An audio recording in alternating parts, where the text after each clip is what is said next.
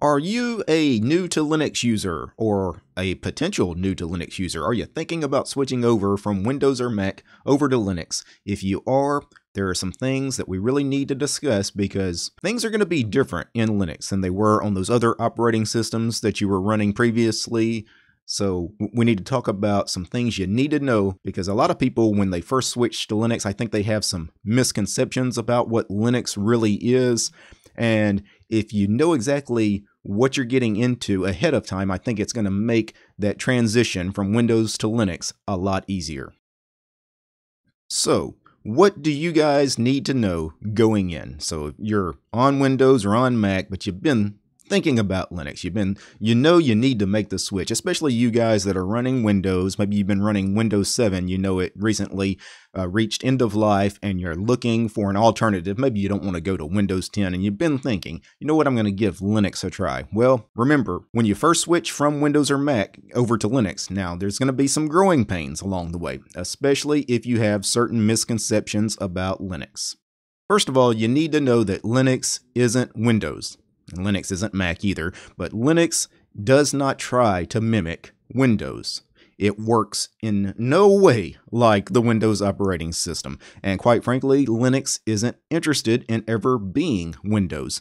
You're going to have to learn a completely new operating system. The desktop environment, the menu system, the programs you're going to have to learn, everything's going to be different. Everything's in a different place. Everything now has different key bindings. Now, the great thing about Linux not being Windows is very much locked down. There's not much you can do to Windows to customize it, to make it your own, but Linux, you can turn Linux into anything you want it to be. If there is something in Linux that you don't like, you can change it. If you don't like the desktop environment that you're currently running, you can change it. If you don't like the distribution you're currently running, you can change it. If you don't like the default file manager, you can change it. The default audio player, you can change it. And it's so much easier to change out this software on Linux because you have these central software repositories that are built into your Linux distribution. All of the software you want is in that repository. You don't have to scour the internet and search for those .exe files, those Windows executables.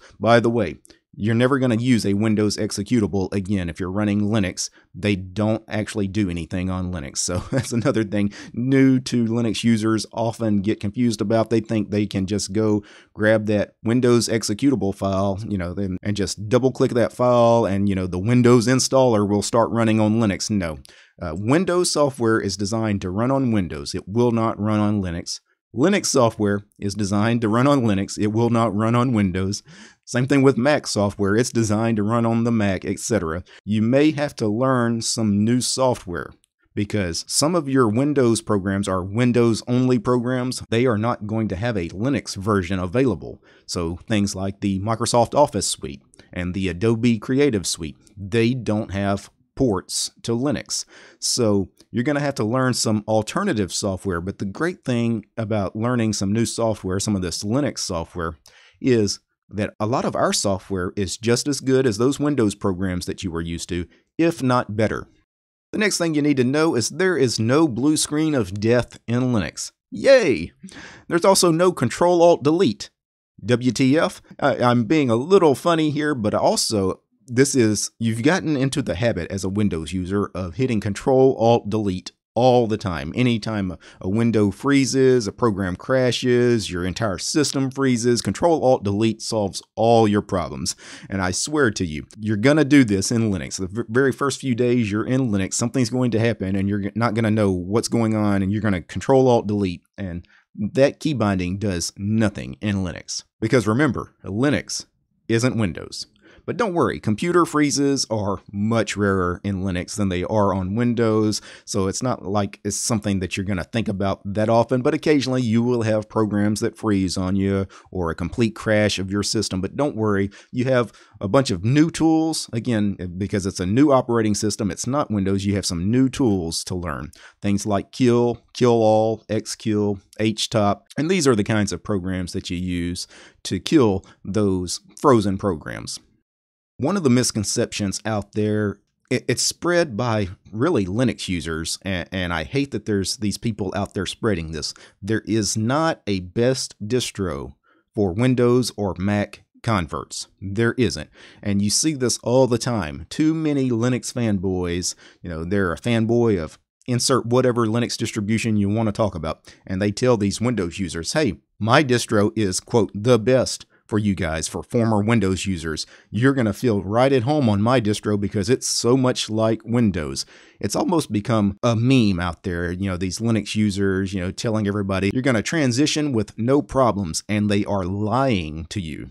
And let's talk about some of the distros that are more egregious at this than others. Linux Mint, I'm looking at you. So many Linux Mint community members are out there telling everybody, we're the best distro. We're the best distro for Windows users. Windows users, come to us. All those other distros are garbage. They're nothing like Windows. We're just like Windows. And you're straight up lying to these people. And I see some of this with Elementary OS, not as much from their community, but I do see people telling Mac users, hey, Elementary OS, it's just like the Mac. That's not the case either. And the reason I have a problem with people spreading this kind of stuff is, A, it's completely false because 90% of desktop Linux distributions out there have a desktop environment and a workflow that follow the same tired old point-and-click Windows paradigm that has existed for 3 decades, right? They all have a panel. They all have some kind of start menu where you click it and you get a menu system that you can navigate through, find the program you want. You click on it, the program loads. It's got window decorations with a close button and a maximize button. I have converted many Windows users over to Linux, and I have used a wide variety of Linux distributions, desktop environments, everything from Ubuntu with Unity, Ubuntu with GNOME, Linux Mint with Cinnamon, MX with XFCE. I've put people on Xubuntu. I've put people on Ubuntu Budgie. I've installed Elementary on some folks' machines. I've put Deepin on folks' machines. And again, I've never had anybody come back to me and say I couldn't use this or it's so different. Most of them, I never hear from them again. Again, because all of these distributions, regardless of the desktop environment they're using, pretty much follow that traditional Windows paradigm, that same tired workflow that, has been around on pretty much every operating system for the past 3 decades. There's really not anybody out there doing anything different. So you guys that are potential new to Linux users, you're going to have a lot of people coming at you saying, my distro's the best, my distro's the best. Take all of that with a grain of salt. And the ones that for whatever reason are really trying to convince you in a big way to come to their distro, I would question their motives. So I would probably just avoid those kinds of people. And one of the things you really need to know when you switch to Linux from Windows is your laptop. Your battery life is probably going to suck a little on Linux. That's just one of the facts. It's kind of a sad fact, but we typically get worse battery life on our laptops on Linux. But we do have some pretty cool tools to help fight this, like TLP. TLP should be in every distro's repositories, and it helps set some power settings on your laptop to help reduce the drain on your battery. But regardless of whatever tweaks you do, there's only so much we really can do in this regard. Take Netflix, for example. If you're watching Netflix on your laptop, it's going to drain the battery because Netflix in these browsers on Linux does not have hardware acceleration. Your laptop's going to get hot and the battery life is just going to go. I believe there are some plugins out there. I'm pretty sure Firefox has a plugin because by default Netflix on Linux you can only get 720p for the resolution. But again, I think there are some hacks out there that can get that up to 1080p. Now I'm going to do some real talk here. Don't switch to Linux from Windows if you fall into one of the 3 categories I'm about to describe. So don't switch to Linux from Windows if the only reason you're switching is to save money, because quite frankly, you can run Windows for free. Most of you guys are either in school or you work in an office. You probably have free licenses available for Windows from your school or from your work. Even if you don't, I don't think you really have to pay for Windows 10 these days. Or if you do, it's such a small cost there's no reason to switch to Linux if the only reason you're doing so is to avoid paying for Windows, because I don't think you have to pay for Windows. I think you can run Windows for free these days. I haven't run Windows in many, many years. The last version of Windows I ran was XP, but if I wanted to, I could install Windows on any of my machines, and I don't think I would have to pay for it. Also, don't switch to Linux from Windows if your school or your job requires you to use Windows and Windows-only software. If you are required at your school or your job to use the Microsoft Office suite, guess what? You need to run Windows. If your school or your job requires you to use the Adobe Creative Suite, then you need to use Windows or Mac, because it's also available on Mac. That's just the facts of life. If you have to run Windows, then guess what? You have to run Windows. Also, don't switch to Linux from Windows if gaming is your sole reason to exist. If gaming is everything to you in life, use Windows, because every game ever made was created to run on Windows, right? We have a lot of games on Linux.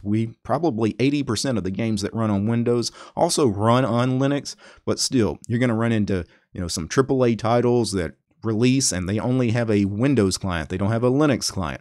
And if gaming, if that's all you're about, you're going to be frustrated with those few games that aren't available on Linux or just don't run quite right on Linux. And a lot of this has to do with some of the anti-cheat programs in these games. They don't work on Linux. And because of that, some of those games that use easy anti-cheat in particular will not have a Linux client.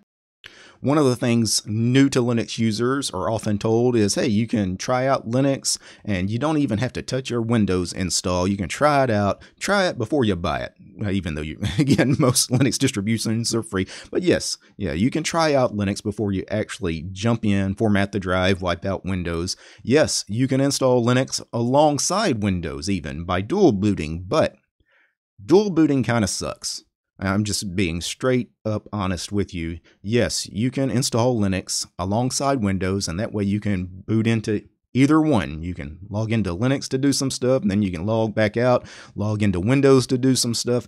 But dual booting has some issues. Windows doesn't play so nice with other operating systems. I know that's a shock to some, but it's a fact of life. Don't be surprised if one day Windows just decides to update itself and destroy your grub bootloader. These are going to be some issues that you're going to have when you dual boot. Every dual booter has had these issues. And if you're not the kind of person that wants to fix these kinds of problems, read a little bit in the documentation, maybe enter some commands at the command line, then I would suggest you probably just avoid dual booting, because there are some other options you could try, such as Wine. Wine allows you to run Windows-only programs inside Linux. It's basically an emulator, although technically Wine is not an emulator. That's actually what the acronym stands for. W-I-N-E, Wine is not an emulator. But I'm going to do some real talk here. Wine, it kind of sucks too. Most of your Windows-only programs, not most, but a large percentage of them are not going to work in Wine, or they're not going to work that well in Wine. Now, virtual machines, there you go. That's your best bet, but virtual machines are not perfect either. For one thing, you have to have some pretty beefy specs to run Windows inside a VM. And unless you have a pretty beefy CPU and a lot of RAM, virtual machines may or may not work for you either. So there's a lot of ways to run Linux alongside of Windows, or run Windows alongside of Linux.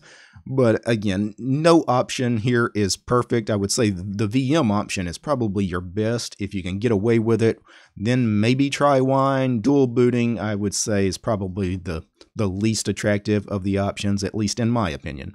Now, if you're considering switching to Linux, you need to know that hardware support can be problematic. Your peripherals, such as printers, scanners, they can be problematic because things like printers, scanners, all your RGB keyboards and your Elgato Stream Decks and things like that, all of that kind of hardware, you don't plug it in and it magically works. Those things require drivers. Drivers are the software that helps that piece of hardware work with your machine, and it's up to the manufacturers of those devices to write Linux drivers for their stuff. If they don't actually write a driver for that piece of hardware, it simply won't run on Linux. And that's not Linux's fault. That's not a knock on our operating system. We don't write drivers for people's hardware, right? Blame that crappy company that doesn't support Linux.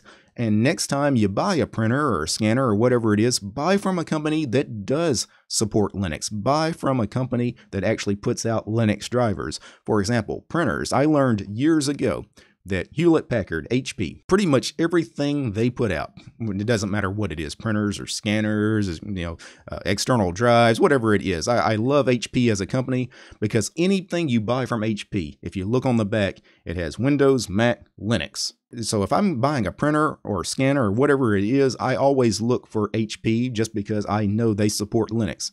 I can tell you some other companies that have iffy support on Linux. Canon printers can be problematic. Lexmark printers can be problematic.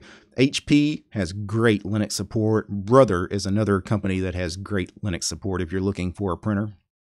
Probably the biggest thing you need to know going in is if you're switching to Linux, you need to have that do-it-yourself mindset because things are going to break on Linux. Just like they broke on Windows. Every operating system has things break on you. It's not that Linux has more breakages than Windows or vice versa. You're always going to have things break no matter what it is you're running. But in Linux, you have to have this do-it-yourself mindset because with Windows, every person you know, every friend, every family member, every coworker, they're all running Windows just like you are. Some of them can probably help you with your Windows problems if you need help. That's not the case in Linux. You're not going to probably know anybody that runs Linux when you switch to Linux. Not going to have any family members running it, probably, maybe not any friends or coworkers, anybody at school running it. So you're going to have to learn to read the documentation, learn to problem solve, and you really should try to learn to enjoy the process of solving your own problems. Really, it's a skill, and it's a skill you should learn. Like when I have things break, it's a process, right? I do a quick search through maybe the Arch Wiki or the Ask Ubuntu forums or whatever it is, and I find somebody that had the same problem, and here's how they solved it. Here's the commands they entered in a terminal, and it's a process. And once you've solved some of your problems, maybe a dozen times, a couple of dozen times, you've had things break on you and fix, it becomes easier. It becomes a skill that you've learned, and it's not as scary once you've done this a few times. Also, the community is there to help. As long as you put in some effort yourself, no one's going to do all the work for you. You need to try to solve your own problems before you go to the community and ask for help. And that leads us to the next slide here. You need to have a positive attitude. If you get frustrated easily, be prepared for some unpleasant experiences from the Linux community. I'm just being honest. If you are a negative Nancy, no one's going to help you. If you install Ubuntu, for example, and something happens, the computer crashes, it doesn't boot, whatever, and you go to the Ask Ubuntu Stack Exchange, and you just start railing against Linux, how Linux is horrible, how Ubuntu's horrible, how everybody that told you Linux is great and got you to switch, they're all evil people, they deceived you. If you really put on a show in the forum, guess what? No one's going to help you. If all you do is put out negativity, no one's going to help you. And typically these people that do this online also do this in life. And I hope you guys, if you're watching, if you know you're one of those kinds of people that are constantly negative and trying to bring people down, tear other people down. And I'm telling you right now, this is a different kind of community you're coming into, the Linux community, because most of these people are just donating their time to help others. We're not forced to be there. We're not forced to listen to you. We're not forced to help you. So if you're not friendly and you're not pleasant in demeanor, we're simply not going to help you. Now, I don't want to end on that downer, but let's end on a positive note, some final thoughts.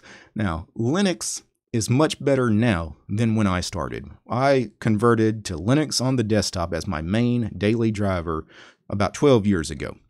And Linux is so much better now than it was when I started. Because when I started, things like video drivers were much more problematic. Things like printers and scanners, we talked about that. It was a nightmare at that time. Now, I will tell you 9 times out of 10, you will plug in a printer and it just works in Linux now. It seemed like back then, updates broke your system more than they do now, regardless of what distribution you happen to run. More companies are supporting Linux and free and open source software. Even proprietary companies that produce proprietary software now are making Linux clients. We now have Steam on Linux. That's why we have so many games on Linux now. I think more than 10,000 titles are available on Linux. And when I started, you know how many games we had on Linux? Pretty close to that number, 0, right? So it's a completely different world from a decade ago. And because Linux is getting so much better, and because more and more people are seeing the benefits of running free and open source software, Linux is growing in popularity. We see this. Linux is growing. Now, it's not ever going to be Windows kind of popular, not on the desktop, but we definitely have a lot bigger community now than we did just a few years ago. But remember, guys, Linux isn't Windows. So it's a completely different operating system, a completely different kind of mindset you need to have when you run Linux. And that's okay, because when you join us, when you become part of this community, you will see that one of the biggest strengths of Linux is the fact that we're not Windows. And we hope our operating system, quite frankly, never becomes Windows. So that's just a few of my thoughts on that particular subject. Is what you guys, if you're a potential new to Linux user, what you need to know going into this thing. And some of you may wonder, well, why in the hell would I want to switch to Linux after you just showed me all of this stuff that is wrong with Linux? This was not meant to be negative, but I do want to be honest with people.